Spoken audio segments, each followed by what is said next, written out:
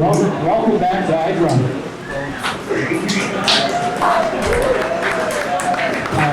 So, we've got lots for you still to come. We've got some films, and then we have Hubcap City. And then we have some more films, but I'm going to let Tony tell you about that surprise. We're going to start with Piero Heliczer's Joan of Arc. Piero Heliczer was a poet and publisher, I think slightly before he was a filmmaker. He started something called the Dead Language Press, published the first Jack Smith book among books of his own poetry, a book called The Beautiful Book, Photography by Jack Smith, which is extremely rare now, but gorgeous. He, unlike all of the other filmmakers tonight, Piero Heliczer worked in 8mm, which he called narrow as a gauntlet. Obviously, it's half the size of 16mm. It's this small gauge that was used by amateur filmmakers, home movie enthusiasts, things like that. Kind of a built-in intimate scale. Along with that, he's making movies of his friends for his friends. He was, as I've heard from a number of sources, he lived in a lot of different places, moved around a lot, wasn't always careful about archiving his materials, his originals, things like that. So his filmography is a bit mysterious. Joan of Arc is a bit mysterious. It seems to exist in different versions. This version tonight is provided courtesy of the estate of Piero Heliczer, and took a lot of tracking down for them. And so we're grateful to them for the chance to show it tonight. Joan of Arc has a soundtrack by Tony Conrad. Heliczer's films were sometimes shown at silent speed, but apparently, I think it's always the case, correct me if I'm wrong, that they had taped soundtracks. The soundtracks were not optically printed on the film, but were played on cassette independently of the film. I'm going to let Tony then tell you a little bit about his soundtrack for Joan of Arc, which is another world premiere tonight. And the premiere of this happens to be this soundtrack CD, released for the first time ever at its full length. It was only ever excerpted to show with Joan of Arc. So for more info on that, you can see the table of the elements folks back here. Here's Tony. Yeah. So this is a release party. Actually, it's true. And it's funny to have a release party for something that was recorded in, 1968 or something. I don't know, what year was it? 1967, that's good, because this is then the 40th anniversary release party. Yeah. Strange. Well, Piero Heliczer was a dear friend of Angus MacLeese. They shared an apartment which was upstairs over the place where Marion Zazila had been living, and where I moved in with Jack originally. And then when Marion's rent ran out, Piero and his wife Kate got a little hovel, slum apartment at 56 Ludlow Street, and presently asked if I would be interested in grabbing the apartment that was open next door, which I was. And so we were neighbors for a couple of years. And what happened there then was that we did all kinds of stuff. This was a pretty amazing place, as it turned out, because in the long run, I mean, I guess it's a real sort of like the way that the place got sort of etched into some kind of broader historical pattern was that Piero would go to Europe and he'd sublet, and he sublet to Jack Gelber's brother David, who Jack was a playwright in those days, and Dave Gelber befriended some creepy rock and roll promoters who from Long Island City. And they were looking for somebody to promote a record they had cut with one of the people that they had snagged into a contract with them. And so we were all invited, and they asked David if he knew any musicians. And I was living next door with John Cale, and so we had kind of long hair for those days, which was like really just like about 2 inches long. And but this was just when the Beatles came out, so we were supposed to be long-haired musicians. So we went to this party and met these guys, and then they took us over to Long Island City, where we met the musician they had recorded the song with that they wanted to promote. Well, that was Lou Reed. And so then we all went out on the road and did promotion for this like song, "Do the Ostrich." But do the ostrich, you know, and for John and me, I mean, we just thought it was really hysterical that we were actually rock and roll musicians, you know, just seemed like wacky, unbelievable, and but then I moved out to be a part of Cinema Rock Movie Studios with Jack and Mario Montez, and actually John hung around, and Lou, who had been living with his mother out on Long Island, he moved in, and they started the Velvet Underground there in that apartment. So it was a kind of a wild place up there. And so Piero, of course, and Kate had the apartment next door, and we used to get together and jam, you know, like just all kinds of stuff, just any idea, get things going, and then get a bunch of instruments. Piero had a saxophone, and so forth. And Angus would drum and play on anything, the bathtub or you know, whatever. And so in this way, there were some recordings generated that were sort of like what you'd now call like free jazz avant la lettre. You know, I mean, sort of like what you would now call free improv. You know, but I mean, we were doing that just like. And that's one of the next things I'd like to release. But when Piero asked me if I would make a soundtrack for Joan of Arc, I actually had wanted to sit down at the pedal organ of my friend John Vaccaro and record there. And I did, and recorded this tape, which I gave to Piero to use as a soundtrack. And he was crazy about it, and he enjoyed it. And I was always very much attracted to the whole thing. I liked it very much. And so one of the first things that I told Jeff Hunt, who runs this label, of course, it was, you know, that someday I'd like to release the soundtrack for this film, or this, like, I mean, not the soundtrack, the unsoundtrack for this film, for Joan of Arc, which is just an improvisation of this really creaky, ancient thing you pump with your feet and kind of sighs and hoofs and doesn't really play, you know. You know, but it's a wonderful recording, and it's like an hour long. So I'm just very, very happy that tonight we're not releasing it.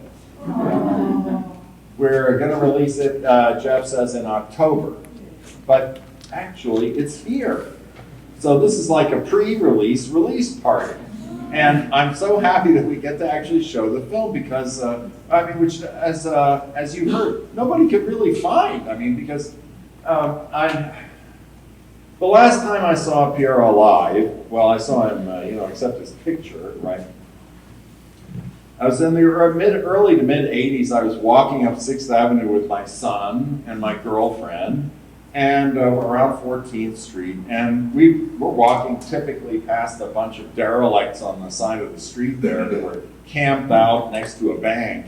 And one of these dirty people jumped up and came over and said, "Hi, Tony!" You know, and my son and my girlfriend looked at me like, wait, you know, like, what's going on? Because I said, "Piero, you know, great to see you. How are you doing?" You know, well, obviously not that great. But he had been living on the street there on 6th Avenue, or 8th Avenue or 6th Avenue, I forget right now exactly where it was. But It didn't augur well for him, and I gather that he was killed in a road accident, actually, in southern France a couple of years later. So, anyway, let's take a look at this short film. Yeah. Joan of Arc.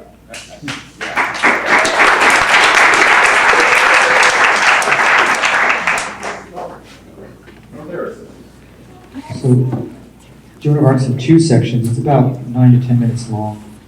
Well, you'll see there are two very distinct sections. The first is a medieval battle on a New York pier, or by the side of a bridge. And you'll see a lot of superimpositions in that too, much like in Chumlum. But the second section is a bit grainier, takes place in some sort of a mock prison cell. But you'll see a person jumping against the cage, which I believe is Angus Cleese. And also recognizable in this film is a guy named Tuli Kupferberg of a group called the Fugs. And I think I recognize Ed Sanders from the same group. I'm not sure. It's kind of hard for me to tell, but Fugs were another Lower East Side band of the time. So with that, Joan of Arc.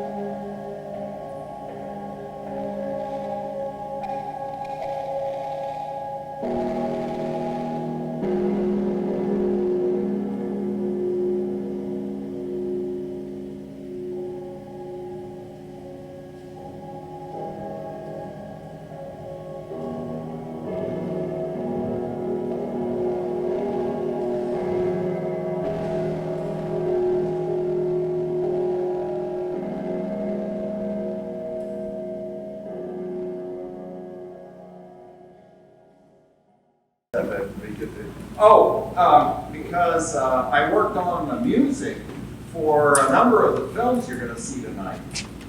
Andy suggested that I could talk a little bit about that. So I'm going to start by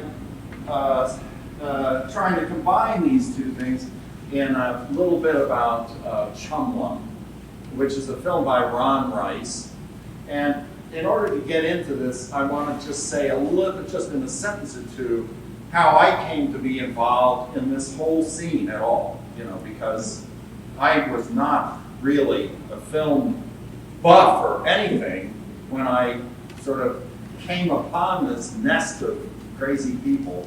And actually I was interested in music and performing music, something that I'm going to be doing and reflecting in a day or two as well. But then my friend Lamont Young was somebody who I wanted to work with. I went to New York with my girlfriend, and I said, Lamont, is there any place that we can crash? Because I was just hitchhiking into town with her from Boston. And Lamont's new girlfriend, Marion, said, oh, you can stay at my place.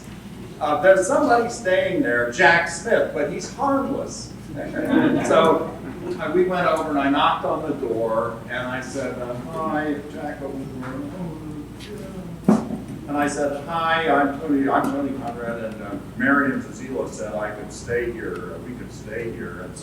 And Jack being like completely harmless, said, yeah, I said fine. And so I actually wound up, and what had happened is she had moved out of her dim and dismal place and moved in with Lamont and then let Jack stay to use up the rent for the month.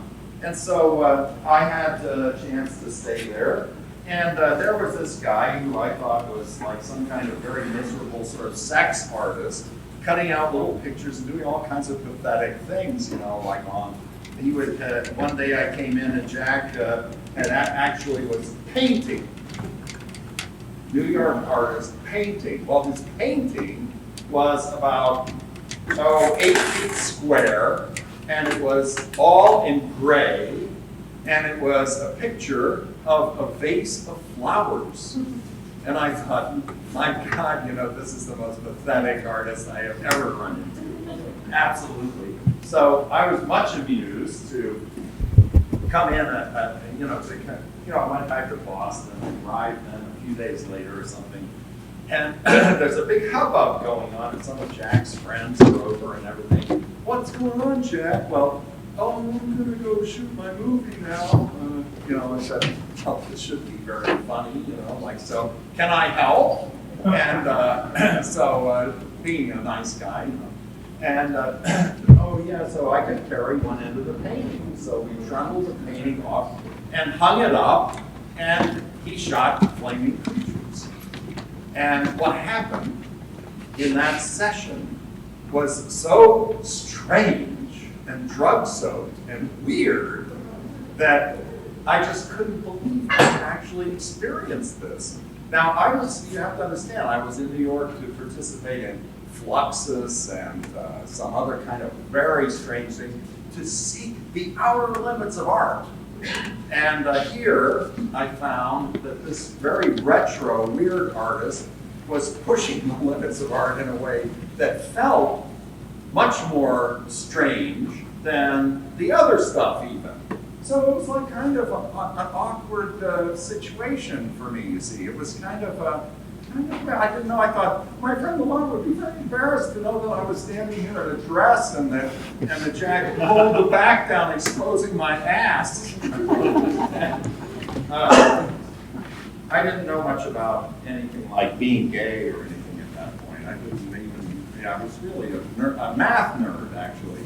Yeah, so then, I got very interested and helped Jack make a soundtrack for a short film called Scotch Tape. He said, "Oh, Tony, could you help me? The sound is too short, and I have to show the film tonight." And I said, "Well, Jack, that would be very easy to do on magnetic tape." Yes, because I would just record the song twice and splice it together to the correct length. And he said, "Oh, Tony, do you think you could do that?" And I said, "Oh, sure, I can do that," which I did, of course. But my heart sank when I found out the music that he was interested in actually using, which was this extremely trite, like 78 RPM record by Eddie Duchin of Caranoso. It's like a pop tune from Brazil, or something like that. Yeah, it's a famous Brazilian person, actually. But anyway, and I thought, oh my God, but okay, I'll do it for you. Okay, I'll do it for you. So I did it.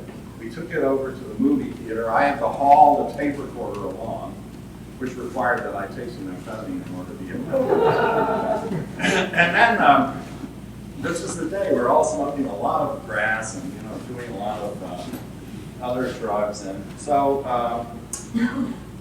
then we get to the theater. I set up the tape recorder in front of the theater. The movie comes on and I turn it on and just had an epiphany. It was just awesome. The movie sparkled and was wonderful with the music, and I couldn't believe what was happening. And then I began to get very intrigued as to what was going on when you had this music with a movie. It was different. It was different. It worked differently. It wasn't like John Cage made sense anymore. John Cage said, you just make any sound, This wasn't about any sound. This was about ecstasy. I don't mean, you know what I mean, real ecstasy. Yeah, it was about going right over the top. So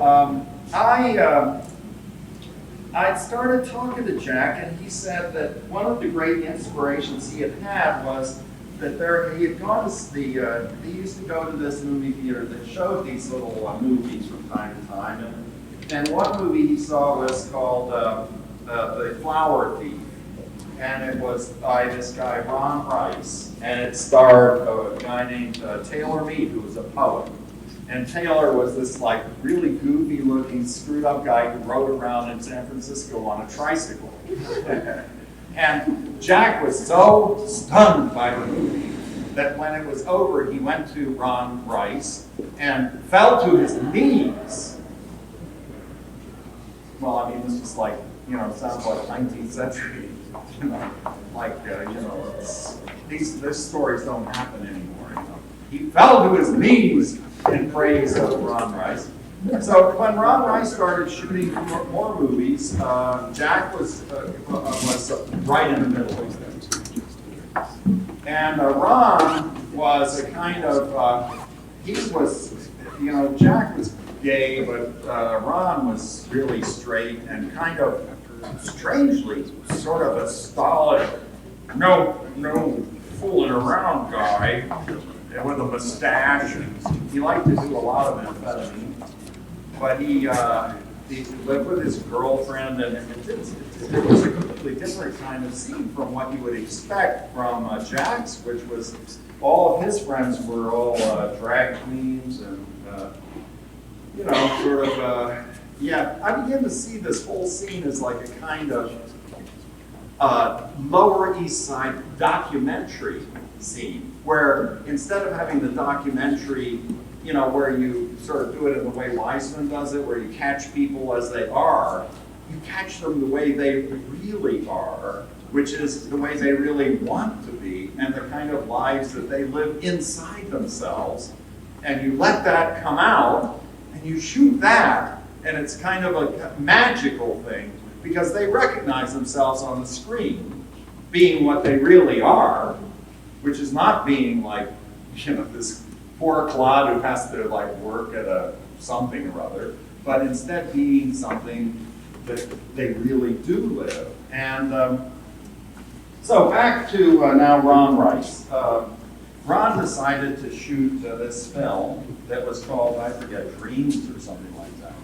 And I wasn't involved because I wasn't really part of this whole thing, but and in the meantime, incidentally, I saw in the somewhere in Time magazine or a newspaper something about underground films, and I thought that might be kind of interesting because it sounds like similar to what the people that I know, and it turned out that it was the people I knew.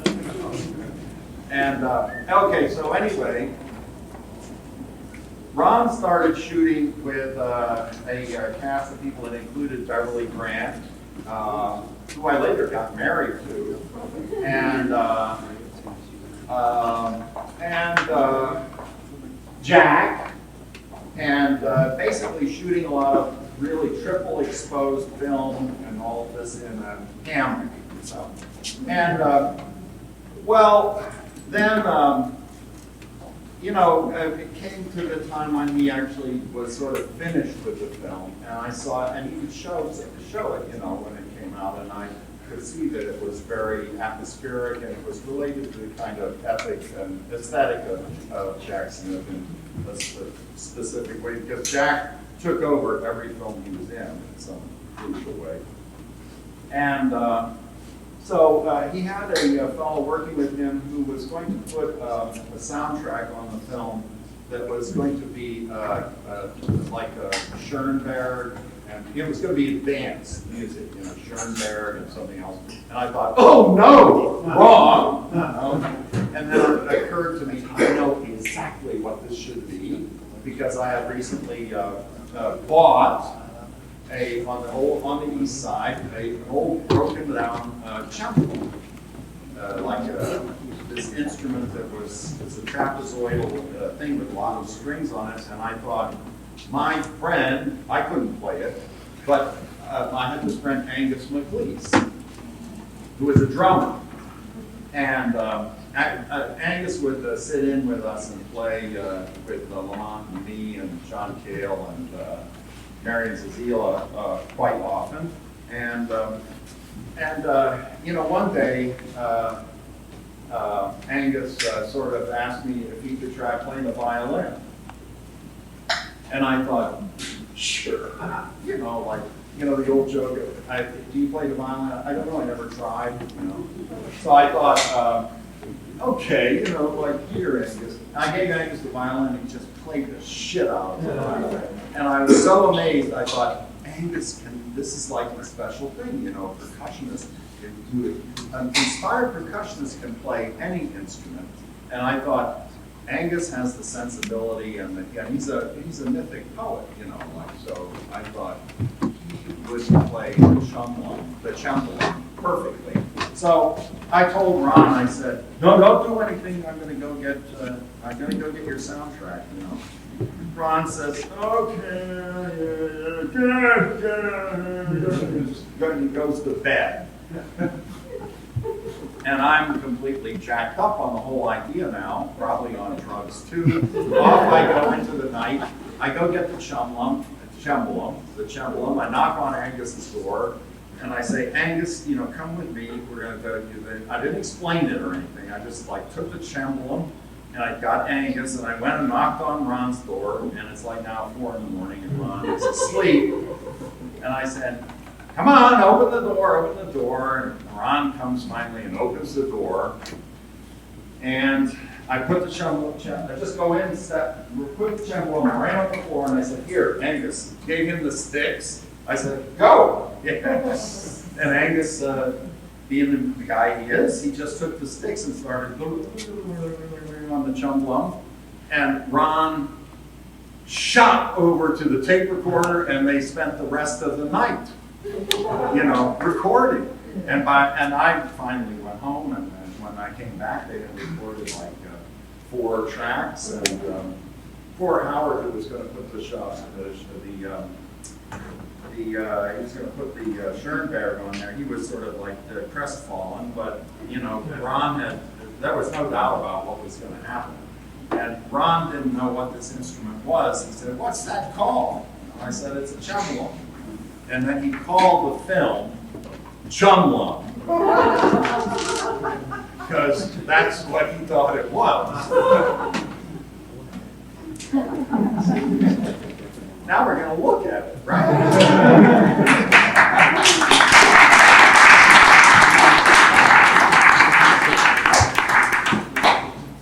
The superimpositions.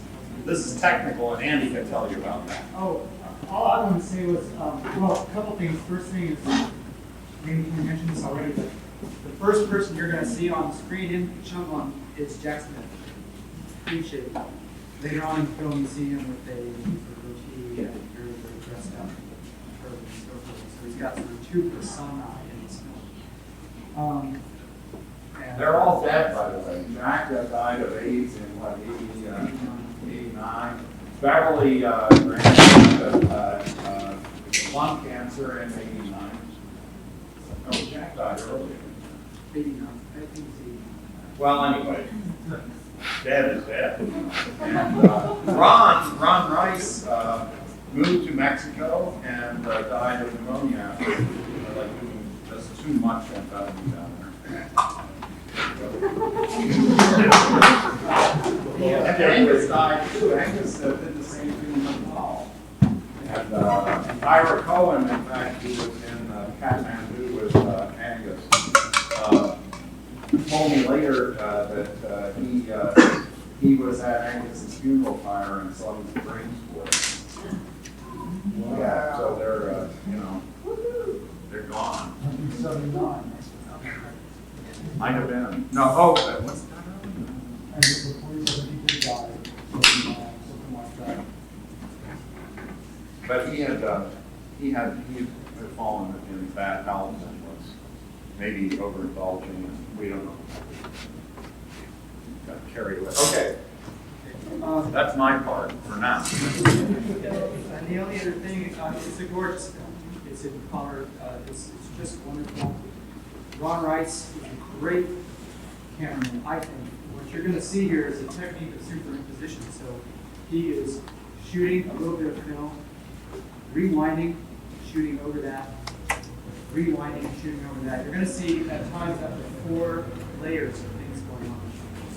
And the fact that it's not only not chaos, but actually says something between the layers is, I think, really remarkable. This stunning performance. I love it for that reason alone.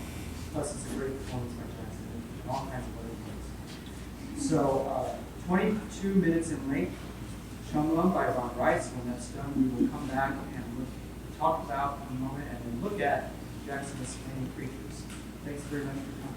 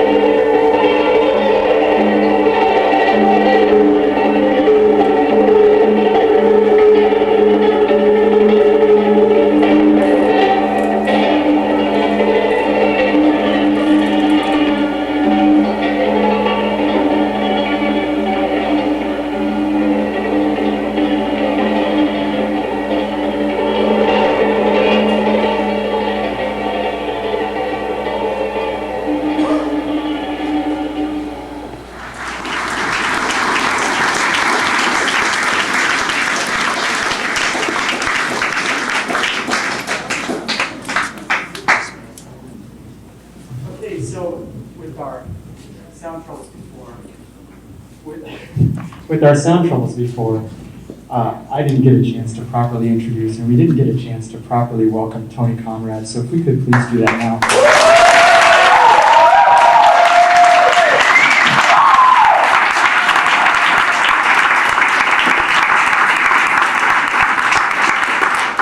As some of you know, this is Tony's second appearance at Eyedrum this year, and it's very generous of him, I think, to come and talk about other artists' work tonight, which we really appreciate doing. Tony, thank you. Our next film, of course, is Flaming Creatures, and I just want to ask, has anyone seen this here before? A couple people, one? Oh, we have one? A couple people, okay, a couple people. Ever seen it on film as opposed to video? A couple people, good. Most of you haven't. Okay, so we'll all be flaming creatures when this is done. I think you're going to love it. In a minute, I'm going to play that CD. Oh, yeah. Do you want to talk about the sound work? Oh, okay. I love this audience. Yeah. I just thought it might be nice to say one thing about Chumlum too. That this Chumlum soundtrack carried that film over into a kind of very weird, dark space that was really not too typical of the films from that time, and especially the films that Jack had been involved with. He'd worked with earlier with Ken Jacobs and made some magically light films like Little Stabs at Happiness. And this film, on the other hand, goes way off into this dreamy, dark space. And I think really it's Ron Rice's idea to have it go there.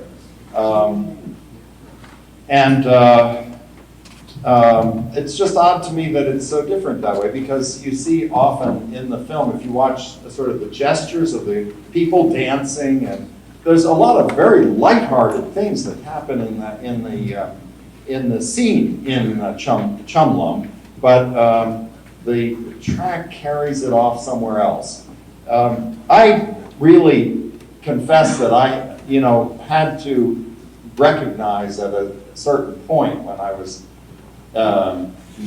connecting with this whole situation, particularly with Jack Smith, that I just really had no idea how the magic was put together. I didn't understand I didn't understand the mix of ingredients, and part of that had to do with the fact that I was from a different generation, I think, in some respects.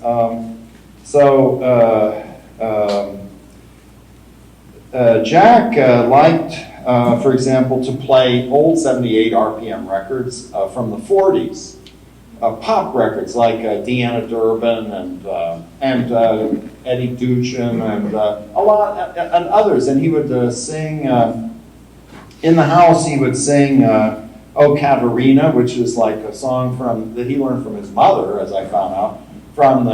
It's from the 20s or 30s. I later found I have 78 of it actually,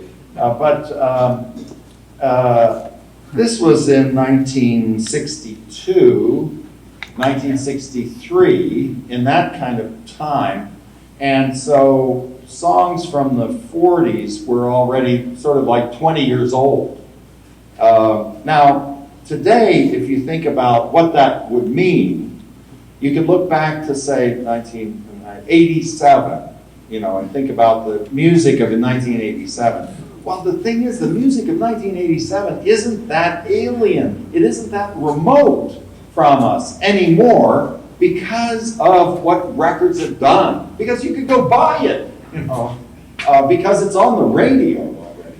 But that's what's happened, is that the recording industry has made so many things available now that we don't really have that kind of complete disjunction where you hear music from 20 years ago and it just sounds like it's from outer space.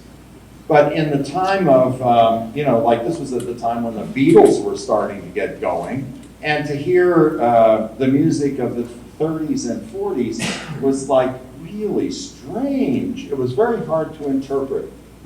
So when I had made the, as I described earlier, I made the soundtrack for this little film, Scotch Tape, that Jack had made earlier, and just by cutting the tape. And then when he started to edit Flaming Creatures, I looked at the titles and I said, Jack, my name is on there for the recording. He said, well, that's because of what you did with Scotch Tape.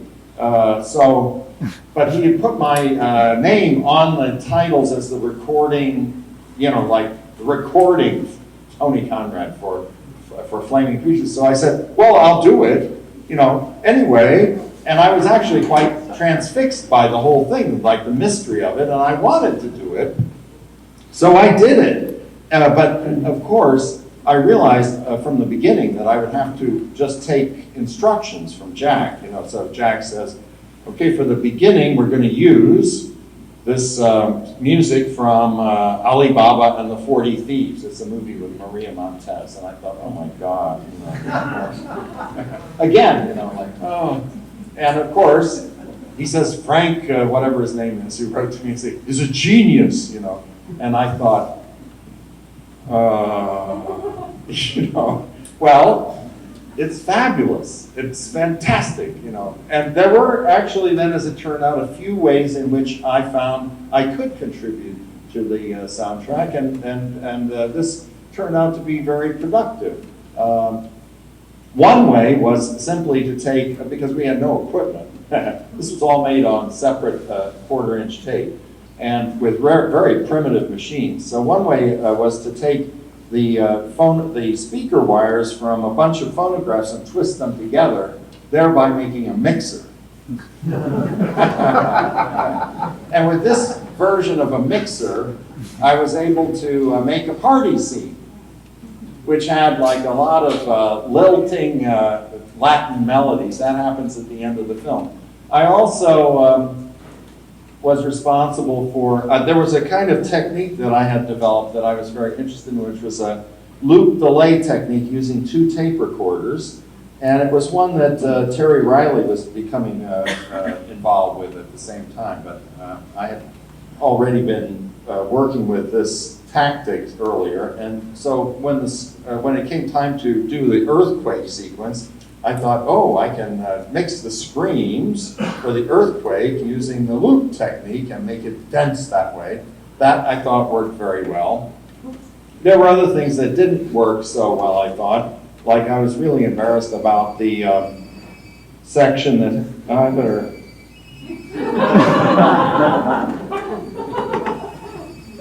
I guess I can't do that.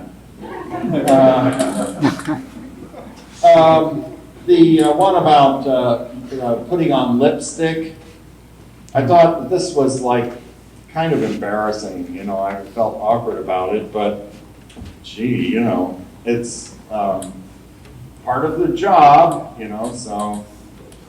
And then another part that one suggestion I made was I said, I think, you know, Jack was wondering what to use for, there's a part with Judith Malina from the Living Theater, and it's the lesbian love sequence, and Jack wasn't sure what to put. I said, let's put the Bartók unaccompanied sonata for violin there. And I did, and it was excellent, you know. He wanted to use the Kitty Callan version of It Wasn't God Who Made Honky Tonk Angels, and I said, but you know, that's not the original version, but it was the right one, you know. So he had just unerring judgment, I thought. Anyway, that's all I want to say about this soundtrack and all of this stuff. I mean, there's a lot more to say about the film, but I think, Andy, do you want to say something more about Flaming Creatures before we can just show this film? It's fun. What? Oh, yeah. Okay, you're going to do something. What? Well,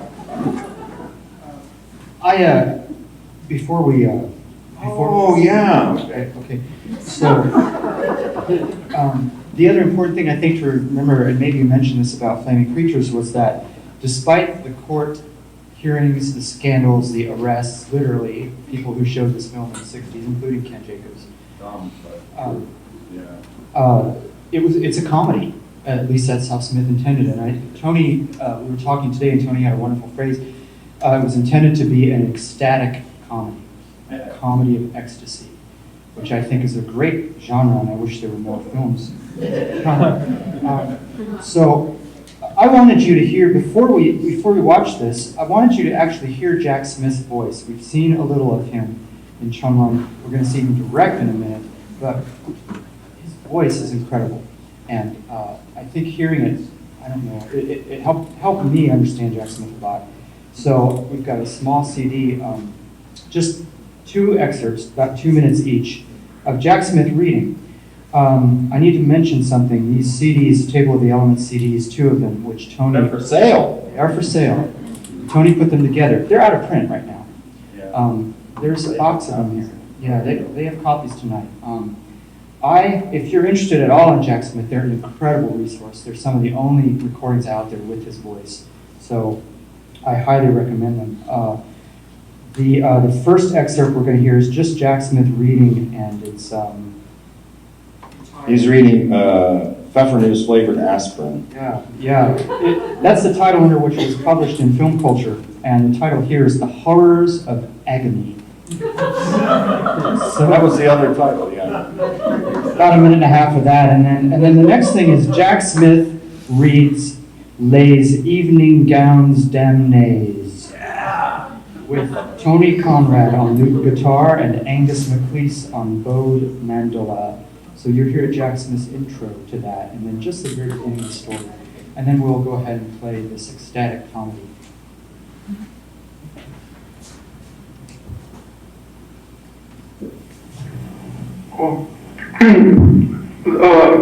The title of this is The Horrors of Agony. Pfeffernuss flavored aspirin was found to be hideously dangerous. And babies the size of strawberries were being born to women who were known paupers. And these babies had enormous heads, the size of spoiling watermelons. And they whispered obscene remarks in sibilant Levantine waterfront pidgin. And they had lidless eyes and leering flaccid mouths. And they were born with pierced ears, and some were even born with garish metallic paper carnival hats. Their mothers felt repugnance at the lewd comments they uttered at breastfeeding time, and their limbs were unsightly thin and curling tendrils like withered asparagus bottoms, which were covered with the fine, prickly hair, and they coiled and uncoiled continuously like tendrils in the sea, under the sea, you know. Is always, you know, that hideous coiling, slow peristalsis movement. And when these tendrils were fragile, and when they were pinched off, they grew right back, clutching insulting greeting cards.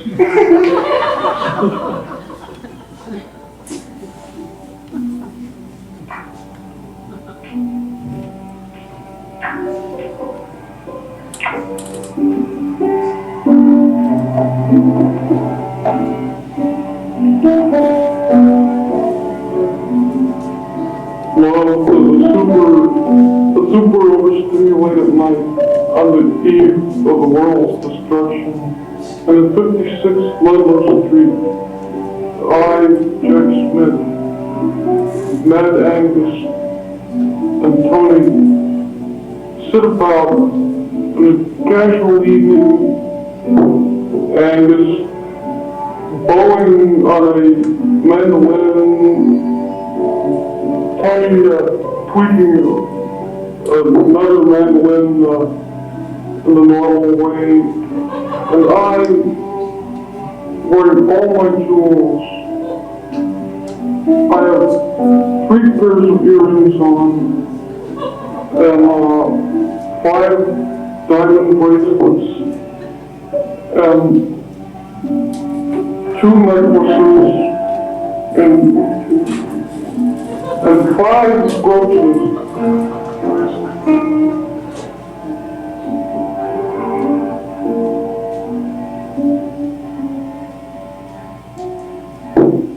I'm about to read my story, my short story, Lace Evening Gowns, Damnation, which I will commence. And Francine picked up this millionaire on some street corner on Halloween, and she was in drag. Halloween is the only night that Francine gets into drag. And once I met her on 8th Street, and she looked like a scrub woman. She was wearing a babushka, a house dress, sneakers, so forth. So she must have gotten into a ludicrous conversation with this millionaire about her longings for costume jewelry and doilies in her home, her happy home. And he probably saw how ludicrous it would be if she were covered with jewelry, and he offered to pay her expenses.